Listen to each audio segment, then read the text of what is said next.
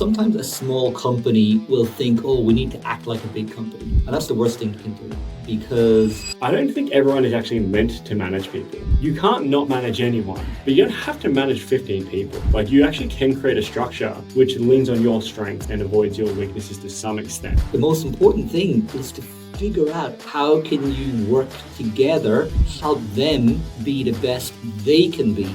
How can you compete against a well-established leader? Just don't try and act like them. Act like yourself. Be authentic. Be quick. Be personable. Be responsive. But just lean into the strengths that you as a small company have. Welcome back to another episode of the Do As I Say, Not As I Did podcast, where every week we answer real and often insane questions from Reddit about how you want to grow and start your business.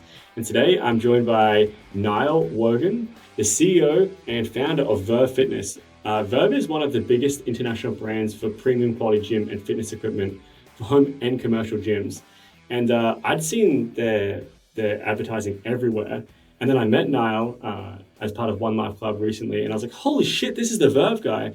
And then I've just been recently looking up my own kind of like home gym. And I can't see anything on the internet but Verve. So I'm starting to think you might be the only brand out there now, because just your marketing and SEO and everything it's omnipresent, which I love. And the gear looks fucking awesome. So if you're looking for gym gear, definitely check out Verve. But on top of all this, Niall is a super Tony Robbins fan, which I love because I'm also a self-proclaimed fanboy. And Tony Robbins was actually one of the first books I ever did as a review for my first ever podcast. So when I heard that about Niall, I've just asked him, I've been hammering him with questions, but already so late to start this recording. So I've just been asking about Tony Robbins all morning. But that's it. So, mate, thank you so much for coming on today. Yeah, thanks for having me on. So I've been doing this new segment recently, which I love, where I just say a bunch of words or phrases, and I just want your immediate one-word response of just what's the first thing that comes to mind. Is that good? Go for it. All right. Tony Robbins. Inspirational. Yeah. Fitness. Essential. Investment. You want one-word answers here? Yeah. Critical. All right. Sales. People. Community. Essential. Regret. Forget. And lastly, risk. Fun. All right. Okay, let's jump into the real questions today. So this one is called, I'm a company owner and I suck at managing people. I own a small business with between 4 and 13 employees. It's a pretty big range, and it's been incredibly challenging. As an introvert, I struggle with communication, especially giving feedback or addressing distractions. My team is younger and close-knit, and I often feel like an outsider, brief, guarded, and prone to regret after speaking too quickly. I value independence, dislike pressure, and deadlines, and I've tried to offer the same freedom to my team, but I worry I'm being taken advantage of. These are just a few issues in a long list of mistakes I've made in hiring and managing. I feel walked over, but I'm deeply empathetic and have a hard time confronting or disappointing others. It affects me mentally and physically. My social battery is drained, anxiety is overwhelming. It just keeps going like this. I'm seriously considering letting everyone go. Has anyone else been through this? How do other small business owners manage this? This is from Sweat Dogs. Really great question until they got to the point where they felt like letting everything go. Yeah. Until they got to that point, I felt like I could relate to a lot of that question. Yeah. And from speaking with other business owners, I hear a lot of similar sentiment. It seems to be a very, very common thing. And I think as business owners, we have to remember, employees, as they don't own the business, they don't have the same mental investment, and you cannot expect that. And as a business owner, you're so 100% gung-ho on something. Yeah. If you're not careful, you can expect other people to be the same. And that's not a fair expectation. Yeah. And I think that the sentiment from that question is really, really common. But that's something you got to figure out. Yeah. You've got to work on yourself and figure out how can you make that work, because when you look at what your business is, what your company is, you got the brand, you got the product, you got marketing, but in essence, it's really the people. Whether you like it or it's the people that are there. So the most important thing is to figure out how can you work together. Not just how can you work together, but how can you help them be the best they can be. And particularly for an introvert, that's not easy. sitting alone, working on product, working on spreadsheets, working on marketing, those sort of things can be easy for an introvert. But in terms of working together as a team and getting the best from them, that's more important. And that's something, you got to work on yourself and listen to your people and remember that they're going to have different motivations to you.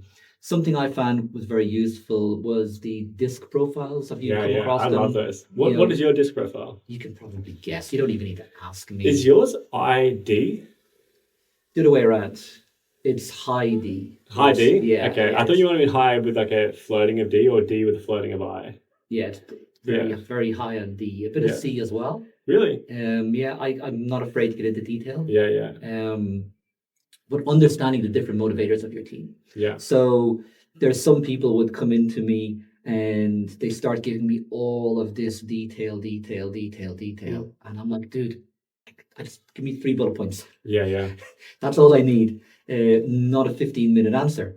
And that can be frustrating for both sides until you understand how each person is and how you work best together. Yeah. Then when you learn more about your team, you learn more about who they are as people, what motivates them. So you got to learn about your team. You got to learn what matters to them, what motivates them, what they care about, how do you communicate with them.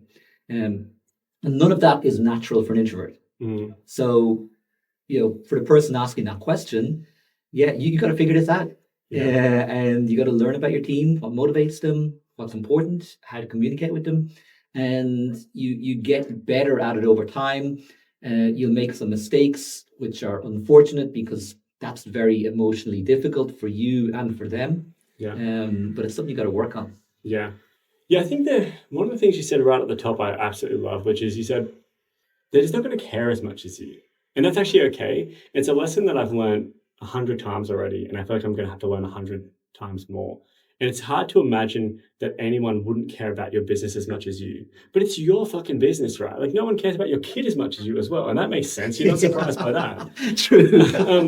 And so, like, it's your fucking business, okay? You started from the ground up, and they aren't going to care. And that can feel like you're getting taken advantage of. But you're not, right? Because these people have their own life. Like, this is a job to them. It's not them.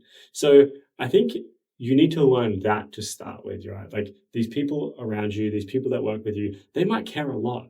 But even the people who care the most, it pales in comparison to what you're going to care about your business. So it's a hard thing to swallow. It is, but that was a very interesting analogy about, no one's going to care as much about your baby, you, which is fair enough. But if the people working with you feel a sense of mission, feel a sense of what the company is doing to help people, they will care more about how they can develop themselves, how they can contribute to community. And that can make a huge difference. Like your baby, they're not going to care as much about your baby, but they will care about what the company is doing. So the challenge is to uncover what mission is the company on that's going to let them feel like they're a real part of it in a meaningful way. I totally agree with that, right? Like, you can do things to make your team care more, for sure. And having a strong mission and sharing that mission and being on like this cool journey together definitely will help with that. I guess like the next thing that comes up for me is like, I don't think everyone is actually meant to manage people. I don't think everyone's meant to be a founder, first of all. So I think maybe you're an introvert and you don't like this. You can't not manage anyone, but you don't have to manage 15 people. Like, you actually can create a structure which leans on your strengths and avoids your weaknesses to some extent, or at least mitigates against them. So one thing I would consider is like, number one, you do just have to improve as a manager. So first thing, I love this book called Multipliers by Liz Wiseman. She's been on a few times. I obviously talk about this book a lot, but read Multipliers by Liz Wiseman. It's a fucking awesome book. The second thing is that if you really hate it, maybe you shouldn't be the CEO. Maybe you should get a CEO or a COO or someone else that can come in that can manage everyone, and you just work with this one person, or you work with 1 or 2 people and then you have them managing everyone else. If you get the right person or the right team around you, that can happen. One of my co-founders didn't like managing people for the longest time. That's fine. He had other skill sets that we could lean on, but he wasn't the only founder and the only CEO or whatever. So like you need to build a team around you that can mitigate against that. The third thought that comes up for me is like, maybe your team just does fucking suck, right? Like I have hired bad teams in the past. And I once hired an entire product team full of garbage engineers because they didn't know how to hire. They weren't garbage engineers, that's probably not the right word, but the wrong engineers and the wrong product people because I just had no idea how to hire. And so I actually did have to fire everyone and start that team again. And now we have an awesome team. But so I only learned that though of this piece of advice that I say all the fucking time. I had the right mentor and advisor. I had someone who could come in and say like, what have you done here? This is a mess. So yeah, I mean, how do you feel like that about maybe bringing someone in to manage the team on their behalf? I think, if you're exceptional at what you do, Yeah. needing to manage people is almost inevitable. So I've read about, hardcore techie coders who are just exceptional and they're so good, they'll often end up having to manage a team. Yeah. You read about this in Silicon Valley and they hate it. Yeah. But they're so good, they've ended up in that position and they've got to figure it out. Now, look, maybe every circumstance is different and there's other people could come in to help with that. But as a general rule of thumb, if you are exceptional at what you do and you do a great job, you'll probably end up having a team. Now, in terms of what you said there about, your team sucked, I've heard people complain about their team and I'm, well, who hired them? You hired them. Who onboarded them? You onboarded them. Yeah. Who trained them? You trained them. It's your responsibility. Yeah. Stop complaining. Do something about it, but don't complain. Yeah. So look, you've been through that, but you've learned, and now you've hired a better team. Yeah. It was fully my fault. I hired terribly, and then I managed terribly at that point in time. I just didn't know enough about the area. So don't complain about them. Yeah, for sure.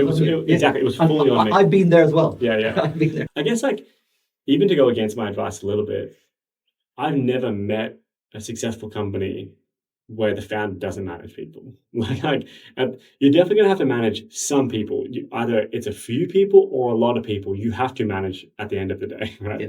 You do need to end up in that position. Yeah. Do you have any advice on where to go to improve?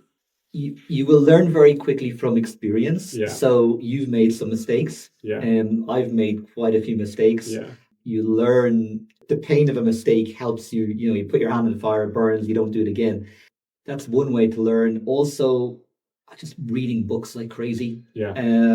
Learning, that Otto von Bismarck said, it's not best to learn from your mistakes, it's best to learn from other people's mistakes. Yeah. So that's why I like to learn from other people's mistakes and just reading as many business books as possible, listening to podcasts, listening to audiobooks, doing everything I can to learn from other people's mistakes so I don't have to make as many.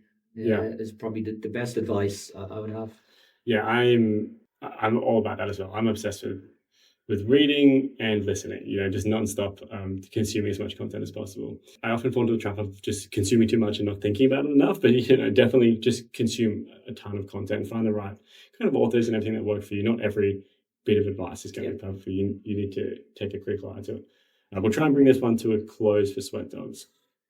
First of all, remember that your employees are employees and they're going to have a different relationship with your business than you are. So what you might see them as taking advantage, maybe it is, and you need to consider that, but also they're just not going to be in it as much as you. No one will ever be in it as much as you because it is your business. So you need to first of all reconcile that and reconcile what a reasonable expectation of this person is. Second thing, which just came to my mind as well, is that have clear expectations of people. If you tell someone these are the 5 things I need you to do in a week and they're not doing them, then they are shitty. Yeah. And if they are doing them, then you're shitty, right, for expecting the wrong thing. So have clear expectations. Learn more about managing people, because at the end of the day, to grow a team, you don't have to manage everyone, but you are going to have to manage some people. So you're just going to have to get comfortable with it. And if you really just never want to get comfortable with it, then maybe you don't want to run a business, because people are the lifeblood of the business at the end of the day. And that's it. Sweat Dogs, you've been advised. We'll move on to the next one. Let's do it. All right. This next question is called, what do founders and CEOs struggle with most? The allure of being your own boss is undeniable, but startup founders and CEOs know the 9-to-5 grind pales in comparison. There are numerous challenges startup founders face. Is it finding the perfect talent to bring your vision to life? Maybe it's navigating the complexities of people management. Perhaps it's a constant battle for consumer acquisition and market penetration. As a startup founder and CEO, what did you struggle most with in your early days, and how did you overcome them? From the undead. I'm probably a little bit different to other founders. I didn't have this thing when I was younger. I got to be a CEO. I got to be a founder. I got to do my own thing. I just wanted to do a great job. Yeah. So whatever role I was in, I would just want to outperform. And it was only I was in a previous company, and that was coming to an end, and I just got to a stage in life where I needed to do something new, and I had so much experience built up, and I saw an opportunity where I could see I could do a great job. So I'm probably the exception where I don't come from. I always wanted to be a founder and have my own business. What's the start of the question again? So what are the most common, what were the biggest challenges you faced once you started being a founder? Letting go. Of what? Of having to do everything. So whatever I do, I want to do really well. And then when other people come in, they will have a different angle on it. They can be more talented in different areas to me, and they may do a better job than me in certain areas, but I was so used to doing everything myself that letting other people do other things, it was a challenge. Particularly if they didn't do it well or the way I wanted, which aren't always the same thing. So that's been a big challenge, just letting go. And what makes it much easier, much more satisfying, one of my favorite things in business is when someone on the team does a much better job than I ever could have done. That is like one of the most satisfying things to me. So the letting go has been hard, but the reward is watching people grow and watching people do so much better. Letting go is tough. I don't think I've met a founder that doesn't struggle with that one. It probably is the most common challenge in the early days. I mean, it's probably a challenge forever, to be honest, because I feel like as a founder and a CEO, your business keeps leveling up. So your team keeps growing, and you need to continue to let go of different things all the time. You need to let go of larger and more important responsibilities. So I guess it gets progressively harder. To the point where the stakes get higher and higher. The decisions you have to hand over, and the implications and the second order consequences of those get bigger and bigger and bigger. For sure. I definitely struggle with that. I think there's no like good advice either of just like do it like this. It's just you're going to get to a point where you will break if you don't give away more. Well, the advice is you just have to do it if you want to progress. Otherwise, you're stuck in a certain zone and you can't move beyond that. But when you let go of more control and you allow the team to do more, the amount the company can achieve grows. And then every time you let the team take care of more and do it properly, that's when the team can grow and the company can grow. But for a founder, that can be intrinsically difficult. But it's also the main barrier to company growth. I would say, in my own experience, it's definitely critical. You just have to know that people will fuck stuff up. And you could have done a better job. But you also have to know that people are going to do a great job as well. And it is a gamble. And, when you do good hiring, you're going to end up sometimes with people doing a better job. And if you do shitty hiring, sometimes you end up with people doing a worse job. So people will sink or swim. And sometimes they're going to sink and you're going to have to walk back some work that they've done, even though it was so clear and simple in your head. But that's just, I think, one of the prices you have to pay to have the people come and do the great jobs over time. I think it's important to have a culture where taking a chance on making a mistake is okay. So I try as often I can remember, whenever we're talking about something, and I try and put my hand up and say, I made a mistake here. I screwed this up. I got this wrong. To keep continually demonstrating to the team that it's okay to take a chance on something and get it wrong. Now, what's not okay is to continually not pay attention to something and not do it on time. And there's lots of things that are not good performance. But in terms of trying something, make a mistake, you use your best judgment. Sometimes it works, sometimes it doesn't. And I think a culture where that's okay and encouraged is really important. If someone, is let's say someone's continually not paying attention to something and they keep making the same mistake, I might start getting annoyed. Yeah. But then I got to be careful not to show to the rest of the team that Niall gets annoyed at a mistake. Yeah. There's a difference between a mistake and not paying attention and not being committed. So I try as much as I can remember to say, hey, I made the biggest mistake here. I totally got this wrong. I thought this would work. It didn't. Okay, let's try something else. Yeah. I try to constantly instill a culture of we take bets. So we just have to take bets. And I'm more frustrated if you're not taking new bets all the time. And I like the term bets because it's just like, then shit might go wrong, right? Yeah. Like it's a bet, it's a gamble. It doesn't that's not a sure thing. It's not an investment. Like it's a bet that we're taking here. So I totally agree with that. Awesome. All right. Well, the undead, what's the most common challenges and struggles that founders have? It's letting go. It's definitely a problem that everyone has. There'll be other ones as well, but that's cool. All right. So we'll move on to the last question we have time for today, which I'm super psyched to see what you think of this one. This one is called, how can a small startup compete against a well-established industry leader? I've had this question for a while now. Are there examples of small startups successfully overtaking or significantly challenging well-established competitors in any industry? What kind of mistakes do large dominant players, blah, blah, blah. It's all there, right? How does someone who's small come into a flooded space or a space where someone's just killing it?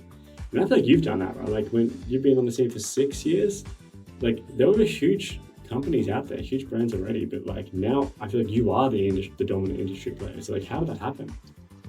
You've got to play the cards you're dealt. So sometimes a small company will think, oh, we need to act like a big company.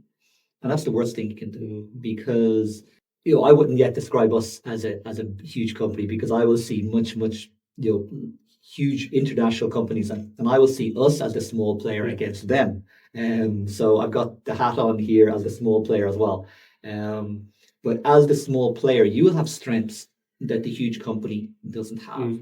The huge company will generally have layers of approval, meetings about meetings, all these checks and balances. Someone in Verve comes up with a great idea. They pop into my office like, hey, Niall, what do you think about this? Like, you think you've looked at numbers on it? Yeah, go for it. Yeah. And then they just go and they make it happen. And that can allow us to be much more responsive to the market and move much more quickly. In a huge company, that wouldn't happen. So as a smaller company, you've got to get away from the mentality that you need to act like a big company. You don't.